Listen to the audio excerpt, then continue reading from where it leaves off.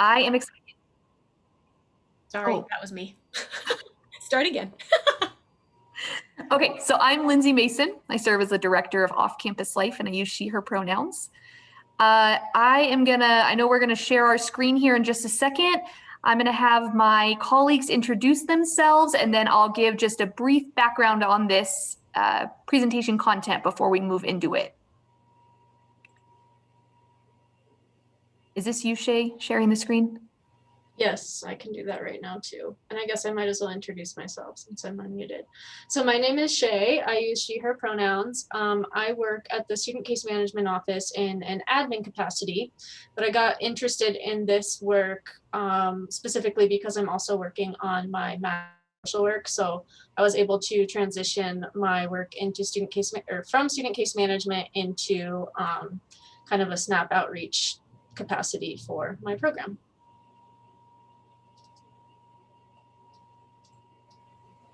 Okay, I'll take next. My name is Michael. I use he, him pronouns. I work with Rams Against Hunger through the Slice office. And I'm really grateful to be here with y'all today. And pass it over to you, Jenny. Thank you so much. My name is Jennie Baran. I also use she, her pronouns, and I'm with the Student Case Management Office. Thank you all for coming today, and we're excited to share this info with you. Okay, great. So as Shay's bringing up our presentation, I'll give just a little bit of background. So we, I guess the group of us plus a few others serve on what has now become known as like a basic needs advisory group, or we initially as a group started meeting fairly informally, and then we actually saw some campus-wide communication that named us. I was like, I think that's us. I think that's our group. So, but first thing I want to acknowledge is that in this presentation, we talk quite a bit about housing, food, and transportation, and we have content to add in other departments that we need to share the good work that they're doing as well. We know that basic needs is a huge category, and so we want to acknowledge up front that we don't talk about as much work that's coming out of like the CSU Health Network, housing and dining services on campus, nor the SDPS offices. So we definitely have content to add. So we just want to acknowledge that this is coming from the immediate work that we're doing in our spaces with off-campus housing, student case management, and Rams Against Hunger. The reason that we're doing this presentation, this is a PowerPoint slide deck that we are sharing campus-wide, sometimes at specific training sessions like SHAPE, but also sometimes just campus-wide just through Bridge, and we're just allowing anyone to join us. All of us that are presenting today definitely experience students that are coming into our office saying, I need somewhere to sleep tonight. I don't have food today. I need help. And we know that there are a ton of students that are showing signs of some type of insecurity, whether it's food, housing, mental health, transportation, and knowing that those all impact each other and tie into one another. We know that students are going to other people on campus and either directly or indirectly expressing need for help. And so what we want to do is reach as many people as we can on campus, not to teach others to become an expert in our content, but to know who to refer students to know that we are here to support students. So if you are hearing something, and that's some of our presentation as well today, is what are the signs? How do you talk to someone that may be experiencing or demonstrating signs of some type of insecurity? Where do you refer them to, and how can we support? We don't want folks on our campus to feel like they can't offer at least some initial handoff to someone else on campus. So that's part of some background of why we're doing that. So thanks y'all for joining us today. And know that throughout this presentation, we certainly welcome questions and we certainly welcome feedback. We want to continue to improve this presentation and best support our campus colleagues and students in the best way we can. So to start off our presentation, we want to read our land acknowledgement. And after I read this, I do want to share two specific reasons why this ties into the work that we're doing. Colorado State University acknowledges with respect that the land we are on today is the traditional and ancestral homelands of the Arapaho, Cheyenne, and Ute nations and peoples. This was also a site of trade, gathering, and healing for numerous other native tribes. We recognize the indigenous peoples as original stewards of this land and all the relatives within it. As these words of acknowledgement are spoken and heard, the ties nations have to their traditional homelands are renewed and reaffirmed.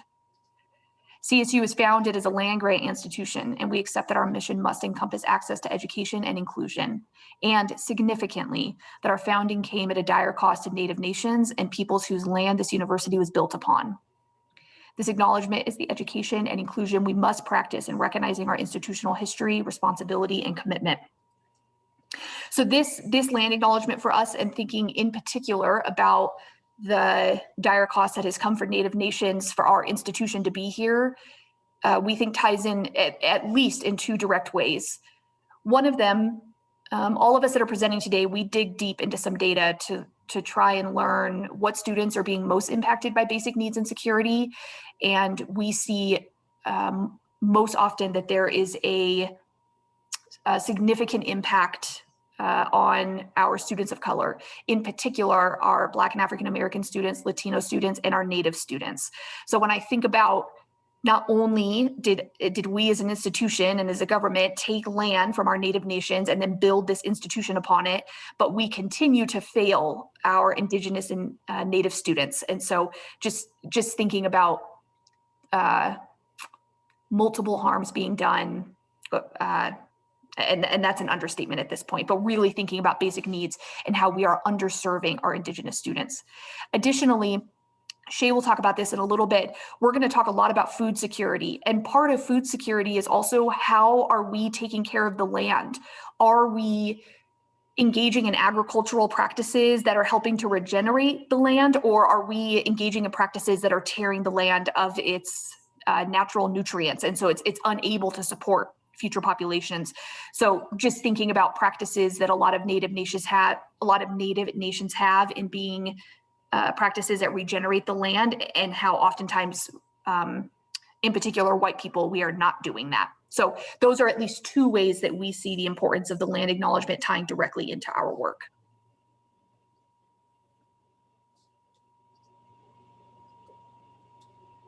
So we are going to start off with some definition, or a definition here. You hear the words basic needs bantered about pretty frequently in terms of what those are. We do like to just acknowledge that they are basically food, shelter, education, transportation, and connection. Our focus, as Lindsay has mentioned, is mostly on highlighting food, housing, and transportation. We have a lot of work to do, but I do like to kind of fall back onto this definition of basic needs as being essential goods, utilities, services, or resources required for a household, ensuring long-term survival and minimal living standards without resorting to negative coping strategies or to compromising health or dignity. This was an important and necessary conversation before the pandemic hit, and it continues to be a necessary and important conversation. We're here to share what's currently being offered, and we want you to know that, we are looking for that feedback of what else is out there that people are already doing, so that we can include it in this presentation. And we want to try to identify the gaps of what's missing. Okay, so our basic definition. And following up on that just a little bit, it's worth pointing out that basic needs security would indicate that there's an ecosystem in place to ensure that basic needs are met, whereas basic needs insecurity would reflect a structural characteristic that affects students. It's not an individual characteristics. It means that there isn't an ecosystem in place to ensure these basic needs are met. And among these basic needs, as Jenny was pointing out, food insecurity is one that we're going to focus on today. Food insecurity would be best defined, and I'm taking this from the Hope Center for Community College and Justice, as the limited or uncertain availability of nutritionally adequate and safe food, or the ability to acquire such food in a socially acceptable manner.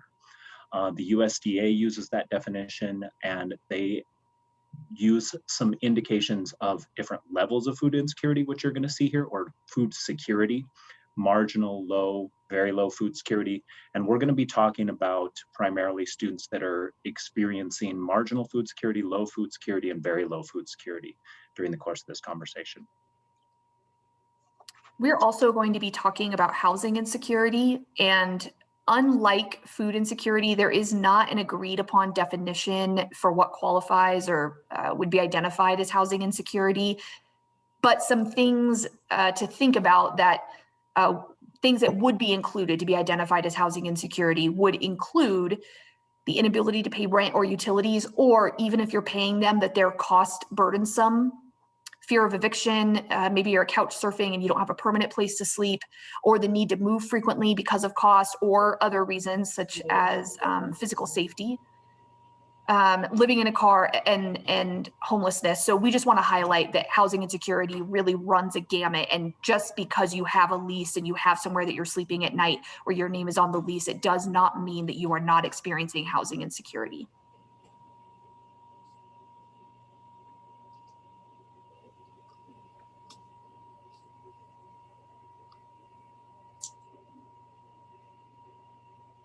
Okay, so looking more towards the individual impact on our students and staff, it's easy for us at an Institute of Higher Ed to look specifically at the academic impacts, and there are numerous studies that highlight the correlation between, for example, GPA and hunger, or GPA and retention, persistence, and graduation. But I think it's also really important that we expand that conversation to look at the holistic picture of a student or staff member. So what is the impact on their health and well-being, both physically and mentally? So just keeping that holistic version of the student or community member in mind as we continue to look at impacts and signs.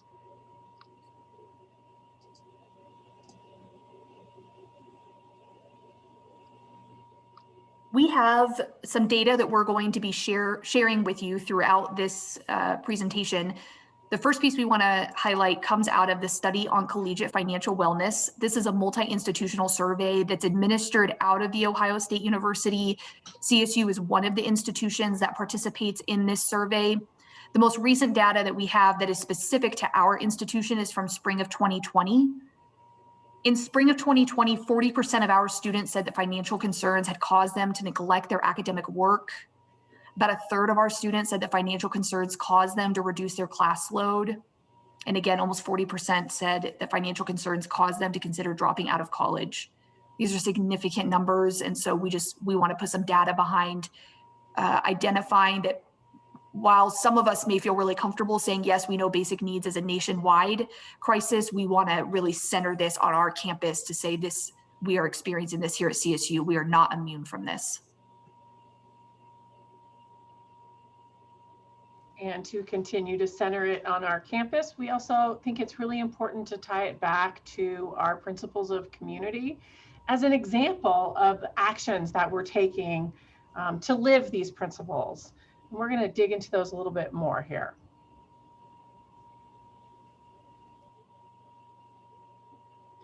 So as Shay was looking at the individual impact that basic needs insecurity can have on our staff and students, I'm going to zoom out a little bit, as Jenny was pointing out, to the societal level.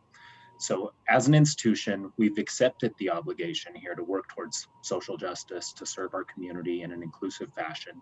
So to let basic needs go unmet really is in direct contradiction to these stated principles. We understand basic needs security to be a prerequisite for our overall success, for our student success, for our staff success, faculty success, and one that lays a framework for a stronger community as a whole, a stronger CSU community.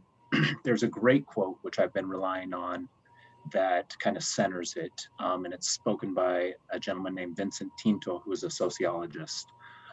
He says, access without support is not opportunity.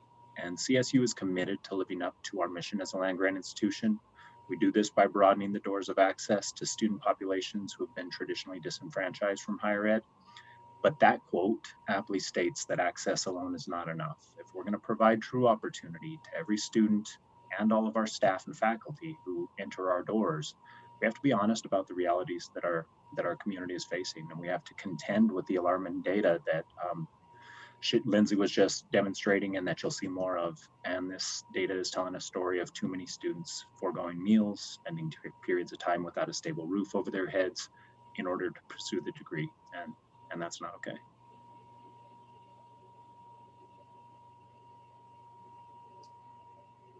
Okay, so I want to rest now on the issue of food security, tying it back to our principles of community as a social justice issue.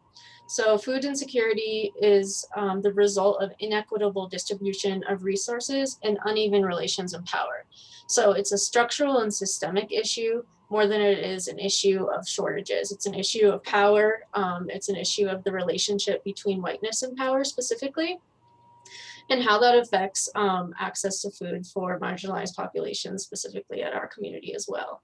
So I just want to also note that I barely skimmed the surface of a lot of really wonderful work being done by food justice scholars and activists, including some currently on our campus, Josh Sabika as one of them. Sorry, I really struggle with that, but I have his book quite thoroughly and marked it up a lot, so I have to give him some credit here. But essentially, looking at it from a critical race theory, what is the influence of race and class on production, distribution, and consumption of food? So all the way through.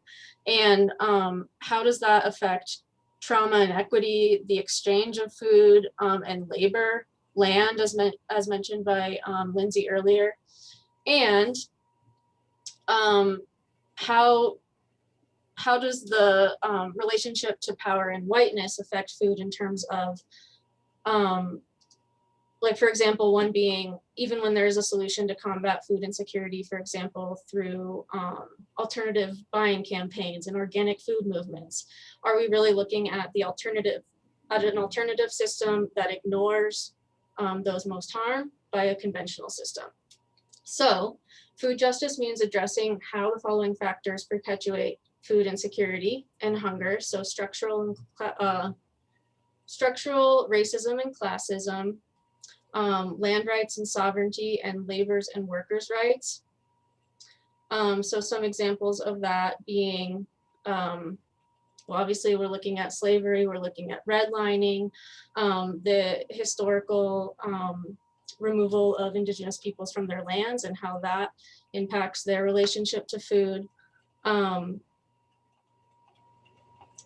so I think it's really important that we keep all of these in our line of sight as we start looking at the food insecurity specifically on our campus, and also challenge ourselves to connect these themes to the intersectional experience of our students. So how this may impact their housing circumstances, academic success, comfort in navigating resources. Yeah, so that's a lot in one slide, but I think it's important that we talk about.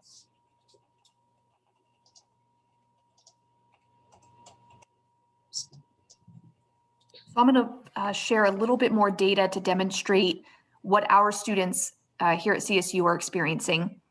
So Mike, a few minutes ago, mentioned the Hope Center for College Community and Justice out of Temple University. We regard the Hope Center as the national best practice, both for research and for, national institution, both for research and for setting best practices. And the Hope Center does an annual survey, #RealCollege, and CSU has an opportunity to participate in this survey and be able to look at the data specific on our campus. So our most recent data is 2020. And out of this survey, here are some of the pieces of data that we found. 55% of our respondents are experiencing at least one form of basic needs insecurity. So this can include food insecurity, housing insecurity, or homelessness. And I just want to say that again, 55%. That's over half of our student population. And I hope this is alarming for folks if you did not know that data before. And I'll just highlight at the bottom here, 55% of respondents that are experiencing basic needs insecurity did not apply for campus supports because they didn't know how. So that's part of the reason that we are trying to do this presentation campus-wide, so that more folks know about, maybe not an expert in what's offered on our campus, but knows that there are resources so that they can guide students to at least one entry point to gain access to those resources.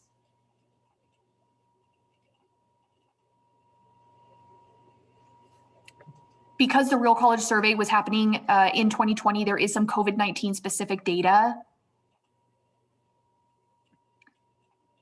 In here, it was shared that 88% of our respondents had difficulty concentrating in class, and 40% had problems with internet or computer access since the spring of 2020. So just thinking about the mental impact that COVID-19 has had here on our CSU students and the technological impacts that were happening during COVID.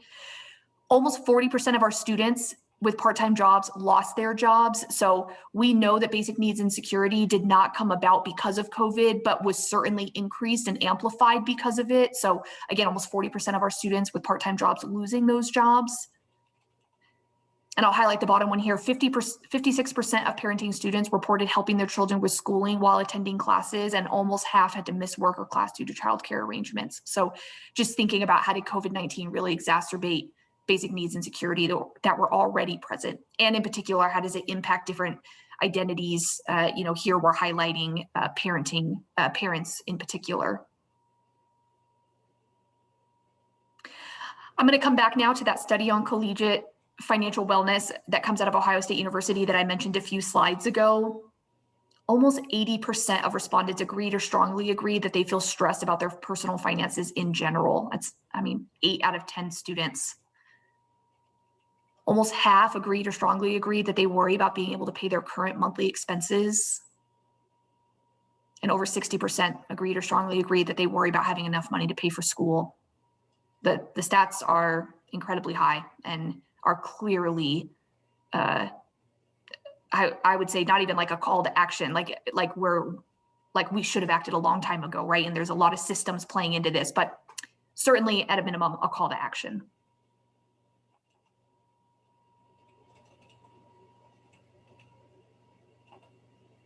Sorry, y'all, my slide just disappeared. There we go. There's another national assessment tool that we look at, the National College Health Assessment. Monica Keel out of the Health Network does an amazing job helping us analyze this data and see what this means for our campus. This survey is done every other year. And so the most recent data that we have is from fall 2019. This is where we are looking at those USDA food security identification or definitions that Mike shared earlier. But out of this assessment, we saw that food insecurity is significantly higher for marginalized populations. In particular, 63% of our Latinx students are identifying as low or very low food secure. 60% of our Black or African American students are. Over half of our American Indian or Native Alaskan students are identifying as low or very low food secure. About half of our LGBTQ students, almost 60% of our first-gen students, and then a little over half of our students that are living off campus. So we know that food security, housing security, and homelessness in general is impacting 55% of our students, but there's definitely a disparate level of impact on our students with marginalized identities, particularly students of color and our LGBTQ students.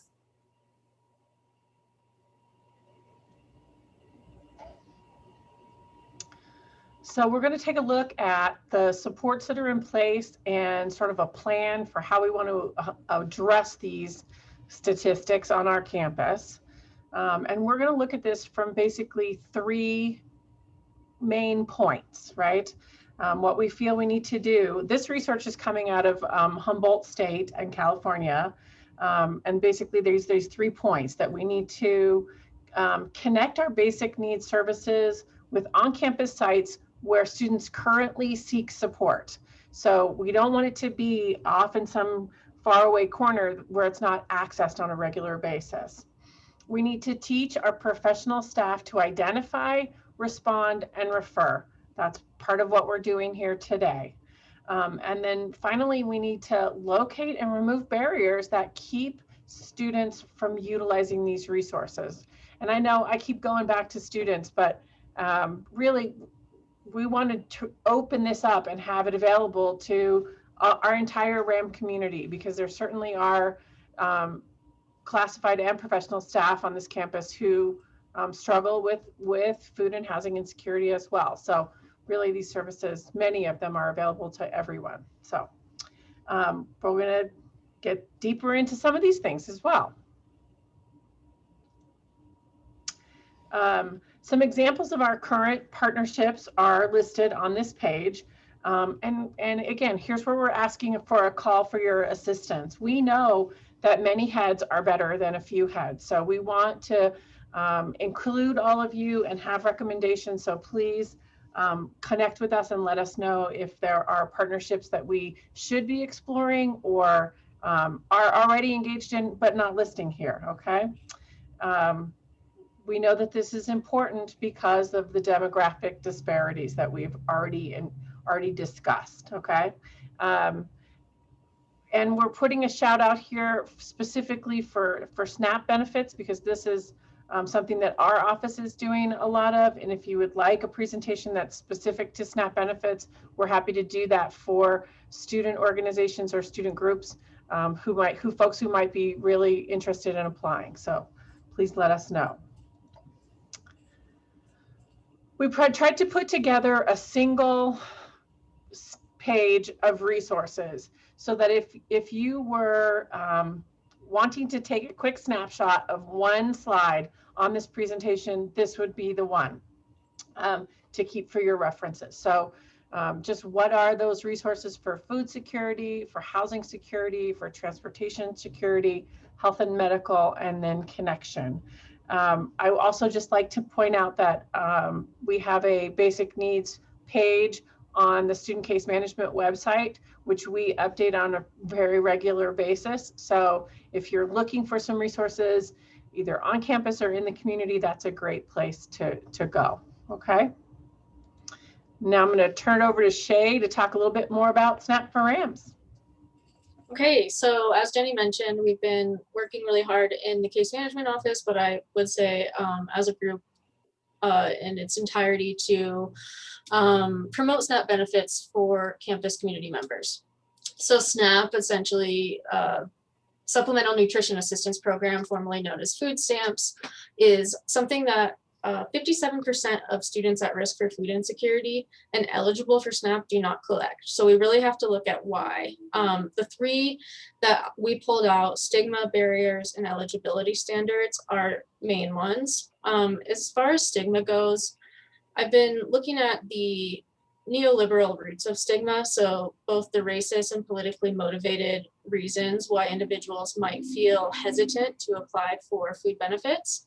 Essentially, that the use of food benefits or public benefits is pathologized as an individual fault, and therefore the incentive to seek these support resources can be diminished. I'll speak more to this in a bit, but I think that's really important when we're looking at SNAP.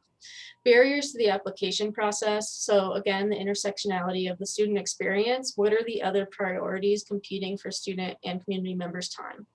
Transportation can be really difficult. Luckily, we have Ramride to partner with, but that can be a really big barrier. The application process itself and the eligibility standards, that can be, frankly, intimidating for individuals to try to sort through from themselves. So that's something that we're really trying to do, is help navigate some of those basic eligibility standards for students. What are the student rules? What are rules for community members? And then help them kind of decide if it is in their best interest to apply for the benefits. Some things that have been really cool, I mean, it's a silver lining, I suppose, with COVID, but there are some COVID waivers that have increased eligibility or increased the allotment of money for an individual. So an individual can earn up to $234 a month, which is huge. And they've expanded the eligibility for students to include those who have an EFC or expected family contribution of 0 on their FAFSA, which correlates to the max Pell Grant receipt. So that's another great one to kind of target those students that might need it most. few other myths to bust. It is available to those who qualify. So taking advantage of this resource is not going to take any money away from anyone else. It actually feeds into the economy, and the more money spent or the more money allotted to SNAP recipients in the state of Colorado fosters more money into the program itself. So we always try to encourage people to apply. It's convenient and discreet. It works exactly like a debit card right now. No food stamps, just go and use your debit card. It's allotted to you monthly based on whatever the county determines for you to be eligible for. And the other thing is public benefits can hold a lot of fear, like a chilling effect around public charge and immigration status. So we really want to highlight that children of undocumented individuals can be eligible, and that as of, I believe, March, SNAP is no longer considered part of the public charge test. So that's really great news.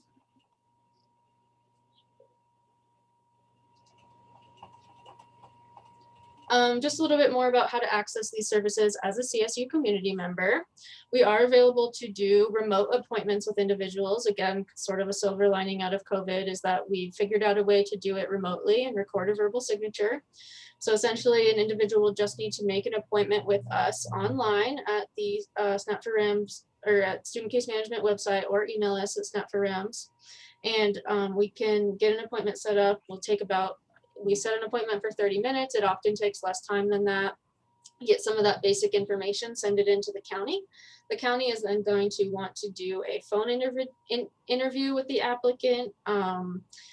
Then dependent on their eligibility, if they're deemed eligible, they would then receive their card in the mail and be able to start using those benefits on groceries. So we try to really take some of those barriers out of the application process itself in order to bring it to more of our community members. And I think one other thing to really highlight about SNAP is that this is food that people can choose for themselves, that's nutritious and culturally appropriate. So the food pantry is obviously a great resource, and we couldn't do this work without them. And this is an opportunity for individuals to shop for themselves, which I think is obviously empowering and is ideal for being able to choose the food that best suits their needs.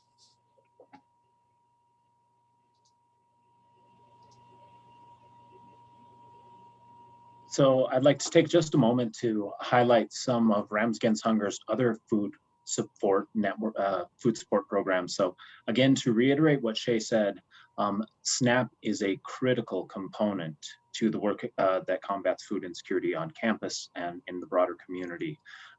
But food insecurity takes on many faces and has a lot of different components. And so we try to provide a menu of services that meet the individual's need where they are in a way that affirms dignity, in a way that affirms humanity. So the SNAP program is a great solution for many individuals, and we appreciate you spreading that word and getting us more and more people who could potentially be eligible to apply.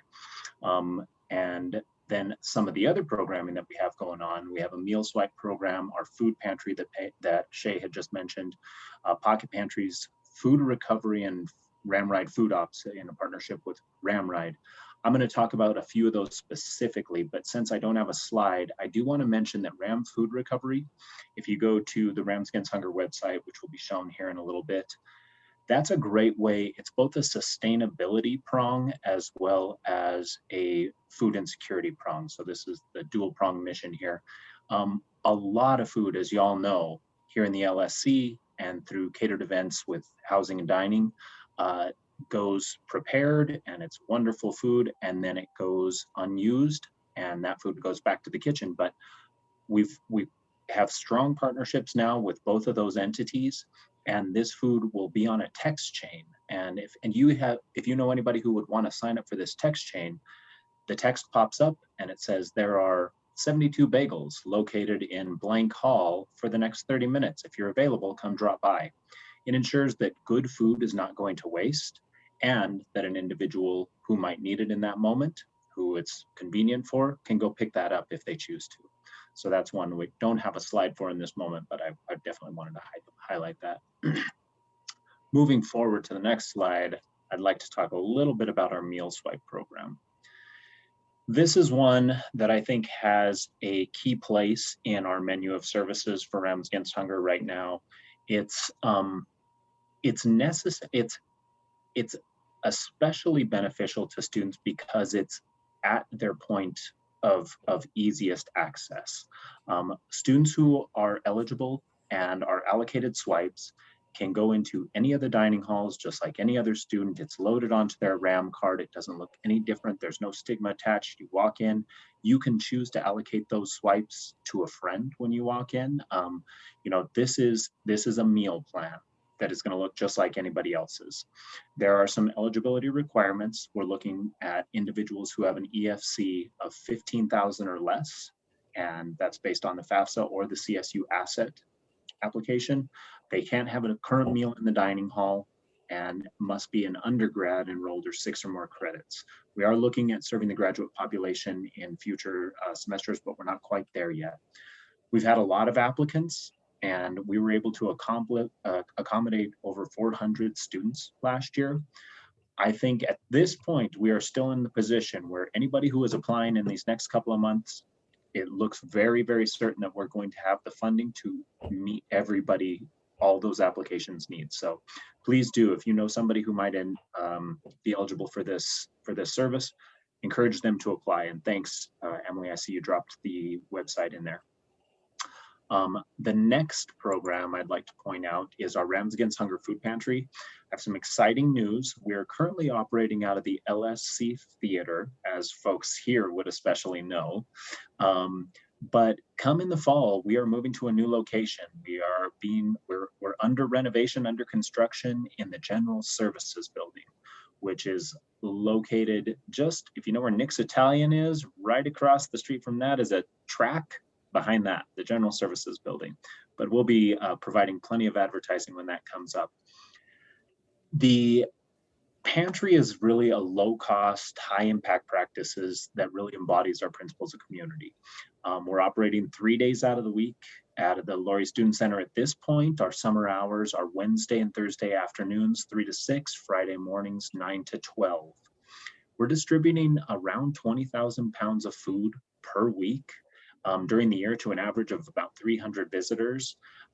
We try to do so in a way that really affirms dignity. We understand that having no autonomy in the decision-making around what was packed in those boxes over the year was a stressor for some students and not ideal for anyone. And now that we've lifted some restrictions around COVID, please let folks know that they can come and help select what's in their box based on broad categories. And as we move into the new place, it will be a full choice model where people are doing, generally speaking, a shopping experience where they'll be able to choose the foods that fit their needs best. And we're very, very happy to be moving in that direction after the restrictions which COVID mandated upon us. It just was what it was. I do want to stress or point out and give thanks to the strong partnerships with ASCSU and the Food Bank of Larimer County in specific that enabled this program to be in existence. We are helping one another accomplish our common mission with the Food Bank of Larimer County as the entity that serves our broader Larimer County community. They were always looking for a way to better serve the CSU community, and we are doing our best to serve the CSU community. So it was a mutual mission, and we are very, very grateful for that partnership. Moving on to the pocket pantries, another relationship with ASCSU.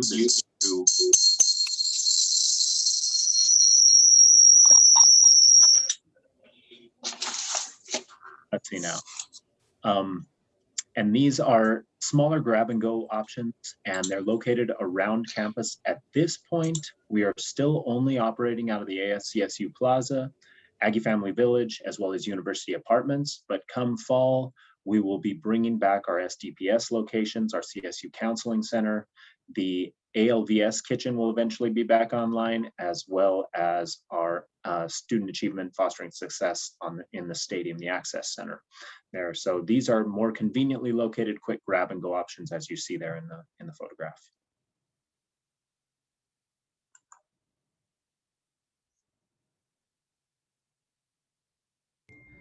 clearly we have a pretty comprehensive grasp on our food insecurity. And of course, there's we're doing, Mike and his team are doing a phenomenal job over there. But we're going to take a look at housing a little bit more in depth here. In a community like Fort Collins, where an average rent can be about $1,500, we need to find creative ways to make housing more affordable to our students. So to that end, we've come to some partnerships with Energy Outreach Colorado, which is an organization that helps to support folks who are behind on their utility bills. They can pay up to $1,000 in past due utility bills, and folks can apply for that through CSU case management and also the CARES program here on campus.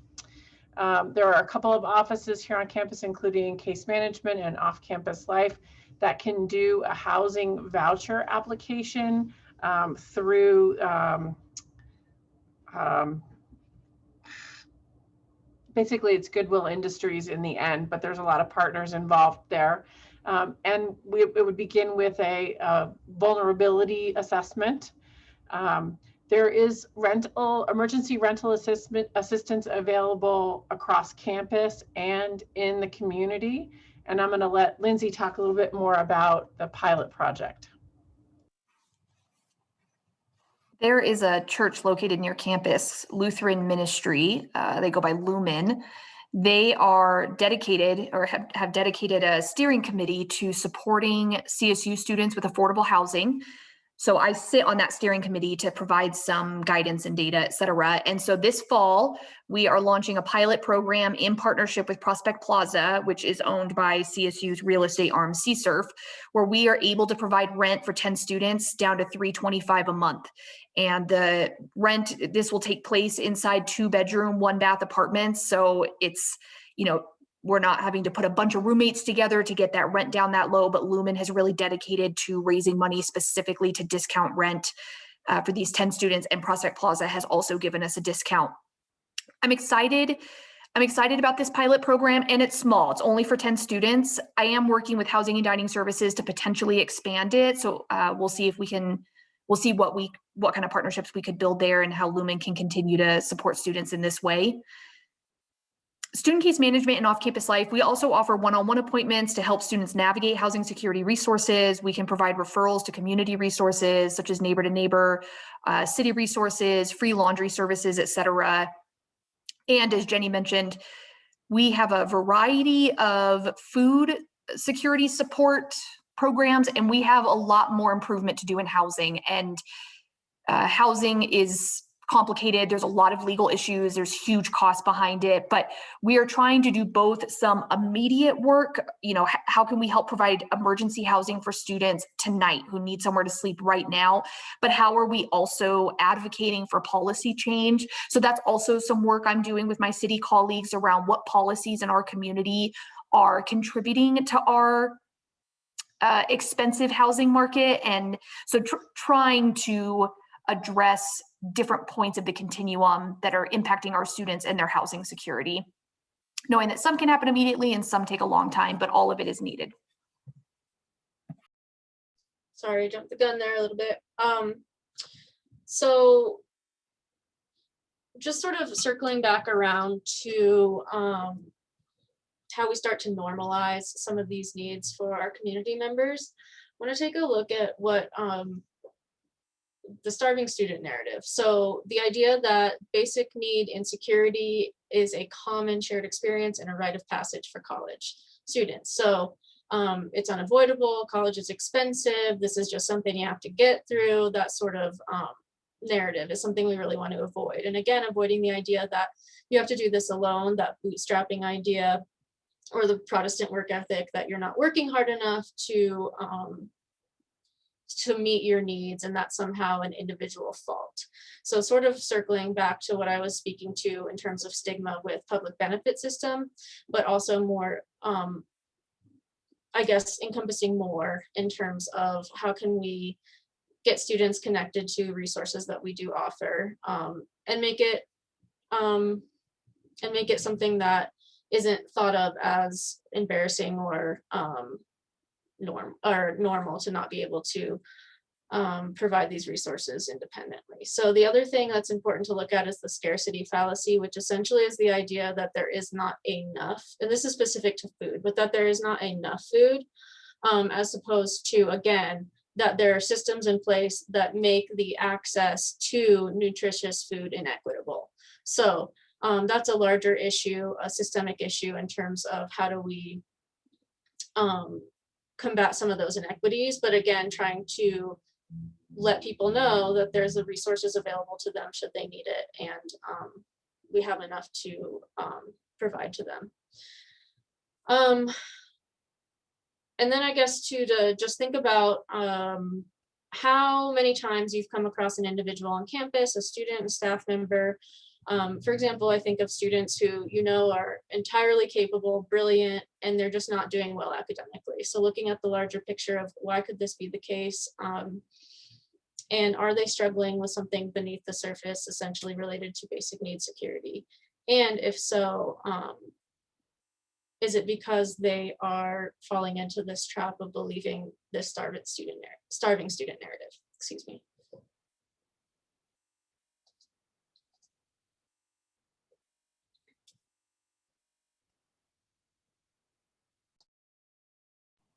Is this me? I feel like I do this every time on this slide. Okay, so as Jenny mentioned before, that there are multiple strategies that we are wanting to use to address basic needs and security on our campus. And one of them is training faculty and staff to identify, respond, and refer students to appropriate point of contact, hence this presentation. We know that there's a lot of entry points for students to directly or indirectly demonstrate signs of basic needs and security. So we're hopeful that this presentation can help you identify some of those signs and understand where to refer students to.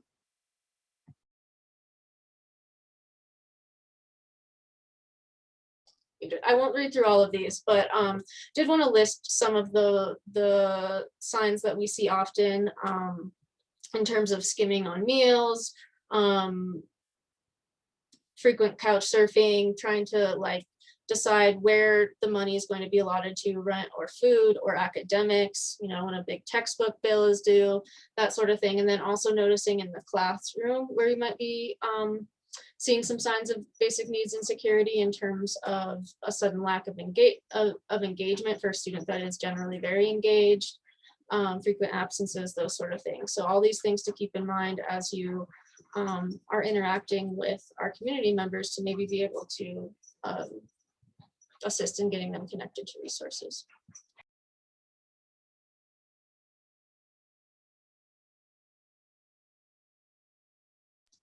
My dog is scratching, sorry for that.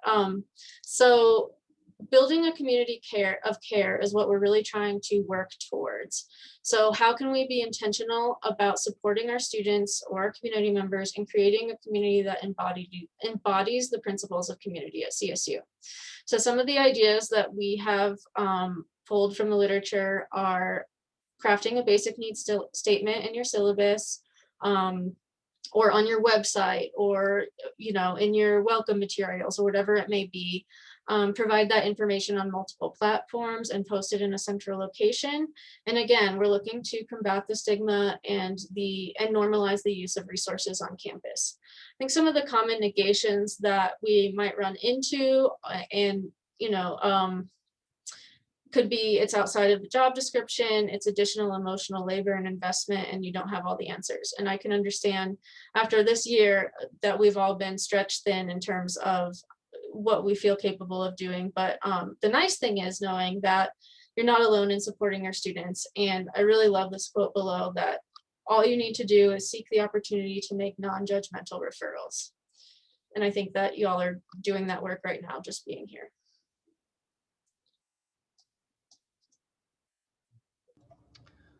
So just a little bit more in terms of crafting those statements in a variety of places. I mean, we do focus a little bit on syllabus, and I know some of you also teach in PLP and other different co-curricular environments. So we're looking for you to welcome your students to your class, or welcome them into your programs and organizations, and normalize that act of seeking help, whether it's for food or housing or mental health or whatever it might be. So naming that and making it okay to request those services. We don't expect you to be experts. We don't expect anybody on campus. We don't consider ourselves really all that to be experts on these areas, but we do have a little bit of information and we do know where to find more information. And that's what we're asking for from all of you, is to be a partner in helping get students to the right place so that they can get the services that they need.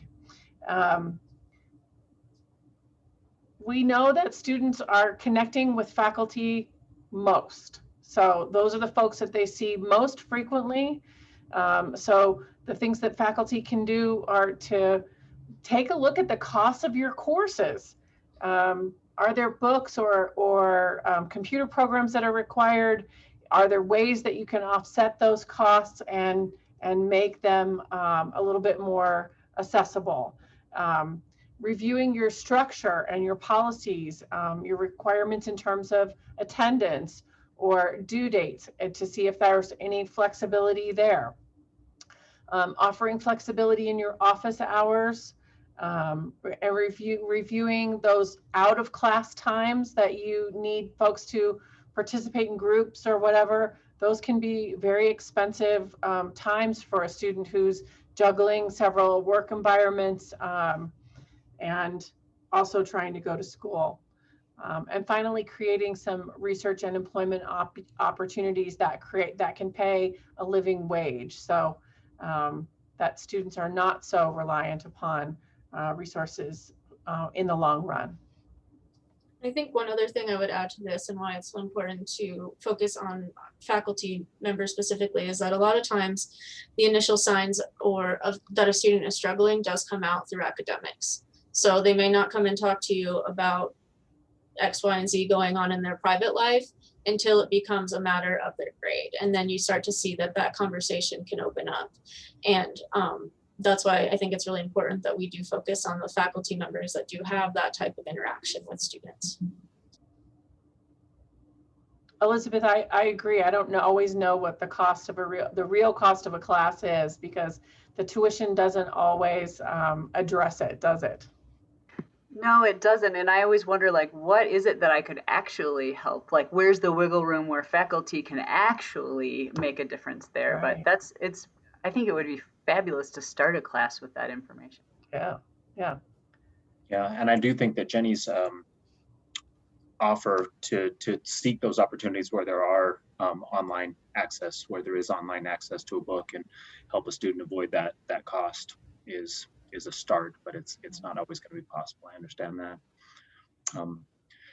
Moving on to this third point, this third and final point here, we've spent a lot of time outlining the problem. We'd offered some resources that respond to said problem, but we haven't spent as much time. We've acknowledged it, but we haven't spent as much time attacking the causes, the root causes of this problem directly. And it's worth mentioning the elephant in the room. We have to acknowledge that higher education can be both a part of this problem, while simultaneous to that is offering solutions. The rising cost of higher ed causes these basic needs shortfalls in large part. Pell Grants, financial aid, they're not sufficient.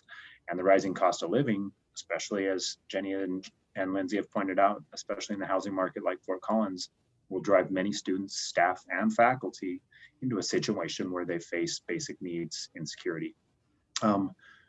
We understand that while providing direct service, it is equally important that we are advocating for systemic change, that we are advocating for policy change, as Lindsay said, and we need everyone's help in that work. We don't have the solutions. We invite your conversation and we seek opportunities for action and collaboration in this work. And so we look forward to receiving your questions, your ideas after this is all over. It's not going to be a quick fix. We understand that, and we're in it for the long haul, and we hope to invite you in it with us. And if you or anybody else are facing these issues, then we invite you to use both the direct services while working with us to advocate for change. one of the questions that I always thought was really interesting and sort of continues to be a question in my mind is this idea of, you know, as a primary and secondary student, you have available to you a free and reduced lunch program, you know, from K through 12, before school and after school programs in those age groups where that's a requirement. And then you transition to higher ed, and suddenly there's supposed to be more and different resources available to you, and yet we don't expressly say that. We don't make that obvious, and we don't say, hey, here's a tool that kind of replaces a previous tool. So that's, I think, one way where we can continue this conversation and work to break down those barriers.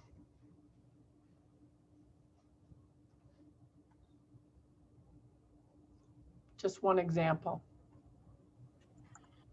So we know this presentation has a ton of information in it, and you may be thinking, gosh, if I am talking to someone that I believe is experiencing basic needs insecurity, or maybe you are experiencing basic needs insecurity, and you know, where do I start?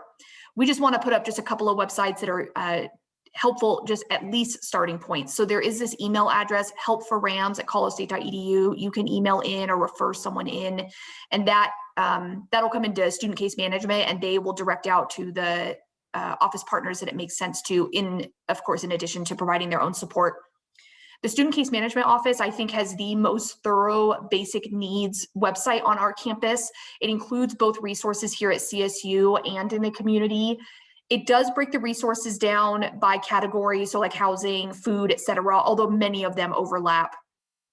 And then we also just want to highlight the Rams Against Hunger, because Rams Against Hunger has such a variety of services to help students immediately and with some longer support. So just want to highlight, if you're talking to someone, or you yourself, you're thinking, where do I start? Here's an email that you can connect with. Here's a website a couple of websites you can look at just to get you started.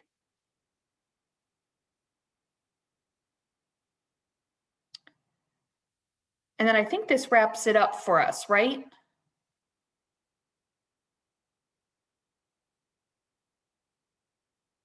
Assuming that I remember that correctly, I think what could be nice is maybe we stop sharing our screen, and we'd love to engage in dialogue with you, learn about what do you wish you had learned about today? What are some ideas you have to help us improve our immediate programs or services, or some policy impact changes that we can make? We're just curious to hear from you all. Hi, thank you all so much. Truly appreciate the time and energy that you all are engaged to do this work. As I think through my role, so I'm like our communications officer, right? So I'm doing all of our regular communication to our students, all of our social media, all of our website communication.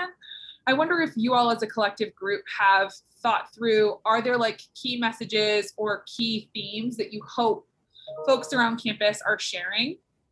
Whether those are graphics that are generated by the departments or units or services that are as part of this group.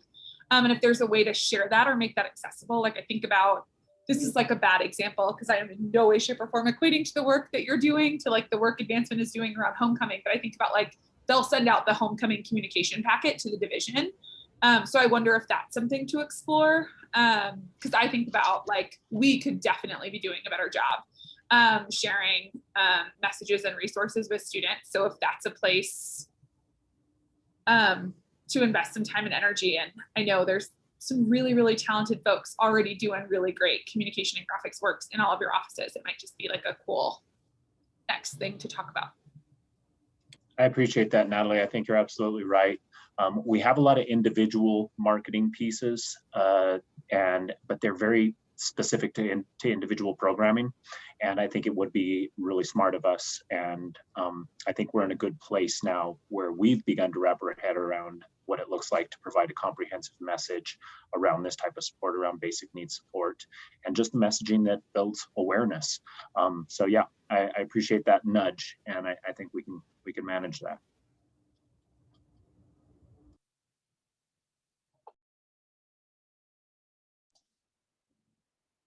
I think I'd also like to just acknowledge the comment from Nancy in terms of how this is impacting staff members as well. And I do think that in conjunction with Emma Chavez in the CARE program, we could do a better job of reaching specifically, I mean, all staff, but classified staff as well. So I guess that gives me like a little bug to kind of do a little bit better of a job connecting with the classified staff in whatever way we can to kind of bring the resources full circle. So Nancy, you might be getting an email from me, I guess. And you're absolutely right, Shay, to bring Emma Chavez's name into the conversation. For all the work that's being done that we have mentioned, we should also be mentioning simultaneous the work that Emma does to ensure that everyone is aware and that staff is aware of this programming. And we have worked very closely with Emma throughout this process. So appreciate that. I'll also add, certainly Emma is the immediate resource through the CARE program. We also now have Debbie Mayer on campus, who is working out of the operations department.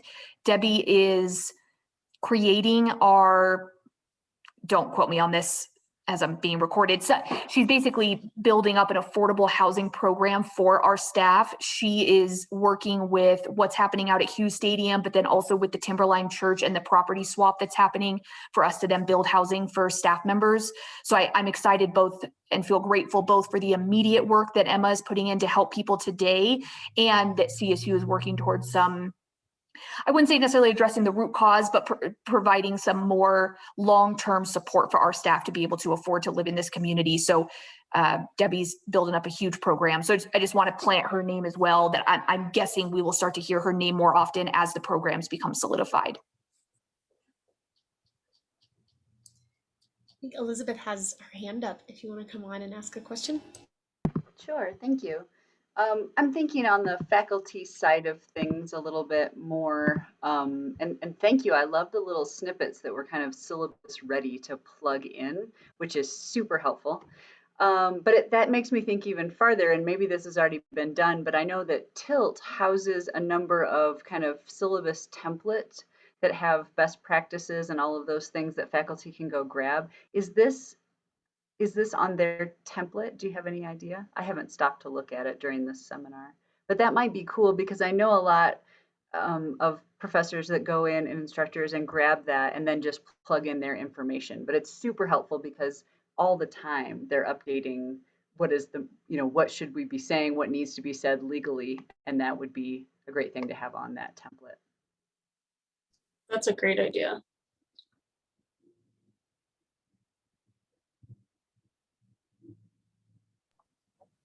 Yeah, thank you for that.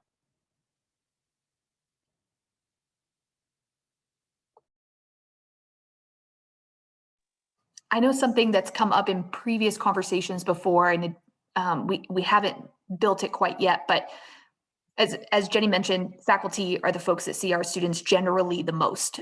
Maybe different for campus supervisors that are working with students in that way, so we have these resources that we're putting out there asking faculty to take advantage, but we would also love for supervisors of any employee on campus to also include this as part of their onboarding training or semesterly training or whatever that is. So I've been thinking about, like, can we provide even just 3 slides or something just so folks can add it into their training, I don't know, as easy as possible. So that's something else we've been thinking about.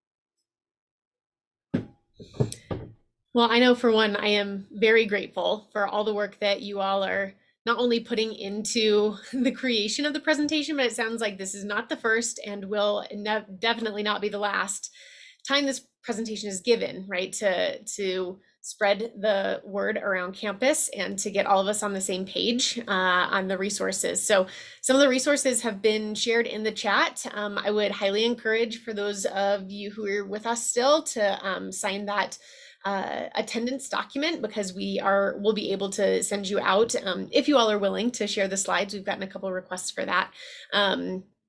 we know that, by even the folks, 15 of us here, I'm looking at the names, and we represent hundreds of students and staff, state classified and AP, who are in here. And so I just am really, really appreciative for the advocacy to include this in the Shape the Trainer offerings this year, and how important and imperative it is. I think especially just that last slide, I think Lindsay, it was you who were like, we shared a lot, and here, when you're overwhelmed later, like, here are the websites.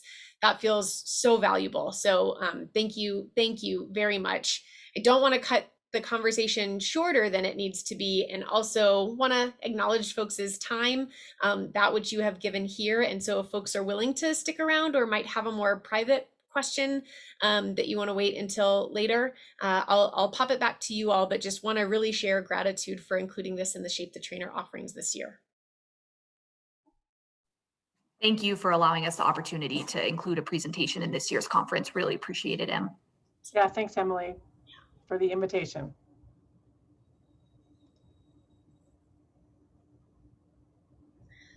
Great. Well, if folks want to stick around, I think we're going to stop the recording. We're going to say officially goodbye, and yep, stick around if you need to, and we'll see you soon.